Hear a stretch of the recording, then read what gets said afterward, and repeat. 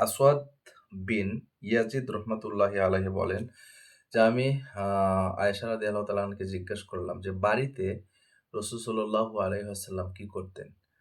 মা আয়েশা রাদিয়াল্লাহু তাআলা আনহা বললেন যে বাড়িতে বাড়ির বিভিন্ন কাজকর্মে রাসূল সাল্লাল্লাহু আলাইহি ওয়াসাল্লাম সাহায্য সহযোগিতা করতেন। এমনকি রান্না-বান্নার কাজ থেকে শুরু করে সার্বিক বাড়ির কাজে রাসূল সাল্লাল্লাহু আলাইহি ওয়াসাল্লাম আ সহযোগিতা করতেন। সুবহানাল্লাহ! কি সুন্দর আদর্শ আমাদের জন্য।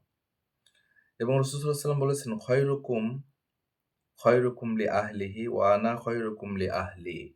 রাসূল সাল্লাল্লাহু আলাইহি ওয়াসাল্লাম বলেছেন, "তোমাদের মধ্যে সেই তো উত্তম যে তার স্ত্রীর নিকটে উত্তম। আর আমি বিশ্বনবী আমার স্ত্রীদের নিকটে উত্তম।" সুবহানাল্লাহ!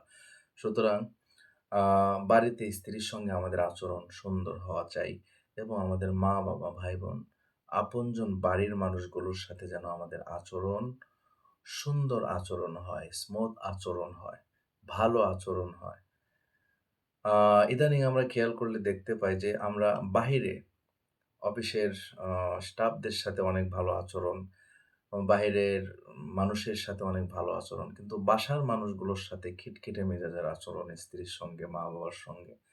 কিন্তু আদৌ এমনটা হওয়া উচিত নয়। সর্বোত্তম ব্যবহার পাওয়ার অধিকার কিন্তু বাড়ির মানুষগুলোই রাখে। এজন্য বিশ্বনবীর আদর্শ অনুযায়ী আমরা জীবনযাপন করব। আমাদের পরিবার থেকে শুরু করে সমাজ সকলের সাথে আমাদের যেন ব্যবহার, আচার, বিধি-বিধান সকল ক্ষেত্রে যেন নবীজির আদর্শ নিয়ে, ইসলামের আদর্শ নিয়ে আমরা চলতে পারি। আল্লাহ পাক কবুল করুন।